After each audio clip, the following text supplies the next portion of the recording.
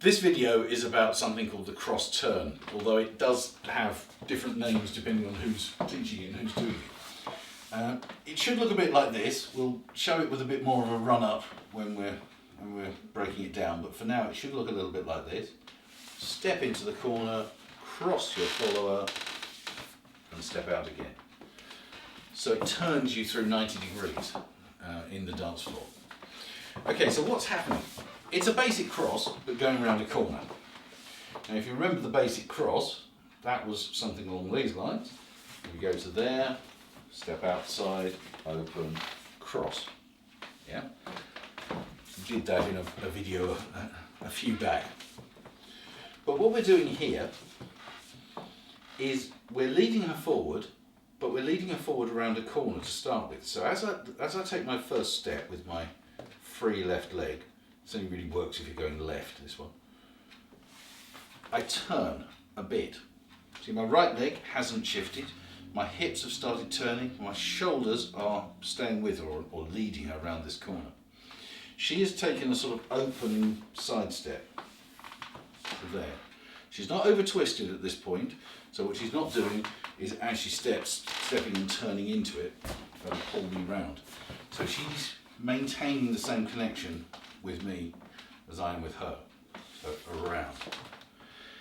Then what I'm going to do is I'm going to, as I bring my feet together, I'm going to lead her across, which will generate the cross. Change weight and then step out. So this sort of breaks down into 2 or 3 pieces, because as we lead, there we start the turn, there we finish the cross, but we still haven't finished turning yet. And as I transfer my weight onto that leg, I turn around, I turn her around. So my steps are around, do the cross, change, and then finish the pivot. So, open, cross, change. So we can walk out. So as that would look like a bit like this as we walk into it. 1, 2, open, cross, carry on turning, walk out. It's quite a smooth move, quite a flowing little thing. Followers, when you feel that first opening out step, make sure it's of a reasonable size. Make sure it's as far as is led. Because if you take a tiny step there, the next bit is going to be a problem. How are you going to get your foot across there without scraping your own toes? So you're going to have to think about step, change, round, and walk out. Just keep that. Which foot is it? It's your right foot. So as you feel the step around, make sure you reach and then step onto it. Yeah? Start a bit further. 1, 2, around, cross. Yeah? You can actually use this like a turn as well, because with a little bit of planning, you can 1, 2, 1, 2, 1, 2, 1, 2. So how am I leading her around and how am I leading the cross? It's all in the chest connection and this right arm. If this arm isn't maintaining frame and shape, when I try and lead her round, very little will happen. Yeah, she might follow the chest, but she won't get it early enough that she'll step into place. So we need 1, 2. As I step around, I turn my chest, and that creates, and that frame creates enough of a guide that she goes around. 1, 2, open, change. Yes? So try and make it all fluid and continuous. So step around and do the cross kind of in one move.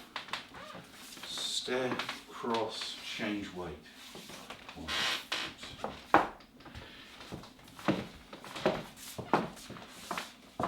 And in my case, after stepping slightly to the side, as I'm crossing, I'm also pivoting on this. And then after that, I finish pivoting on the other one. Right, good. Okay. So the follower's side of this is that as you're going round, you've landed on your right foot, you start pivoting on the cross as that happens, but then you finish pivoting on the left. So, to break that down again, pivot a bit on the right, the cross happens, you change weight, pivot a bit on the left. Then we walk out. So it's kind of a two-stage thing as far as the followers go. You've stepped out, your right lands, you start pivoting there, you do the cross, the change weight, and you carry on pivoting a little bit more there before stepping back. But it's only pivot as much as is led. Now do make sure that you do actually keep your frame and keep your feet pointing in the right direction, because what we do see sometimes is that people get to that first position and then leave their feet there. So they leave their feet there, and then as I turn around, they've got to that point, and now I want to go that way. They've got to do a sudden quick whoop before we can move. Yeah? So make sure you do actually allow yourself to be turned in the right direction. Yeah, two things happening at the same time in my case. Yeah. It's pivot and cross at the same time. So pivot and cross at the same time. Yes? Pivot, cross, change. Good. So back into hold again.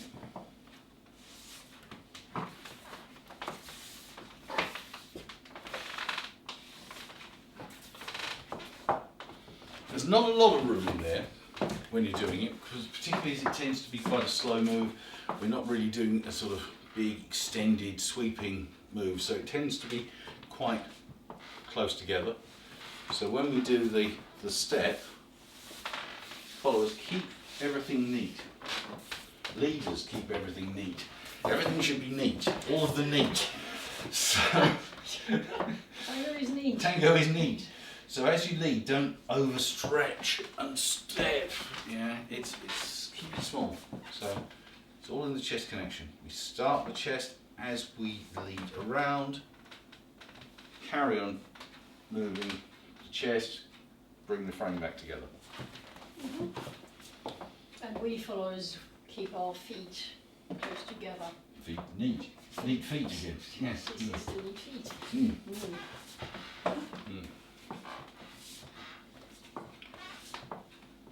So when you arrive, followers, think about keeping the feet as close together as possible.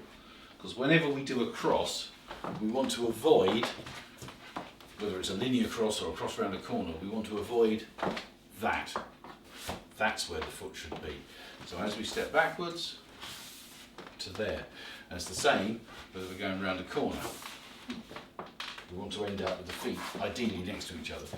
So keep the front leg bent until you transfer the weight.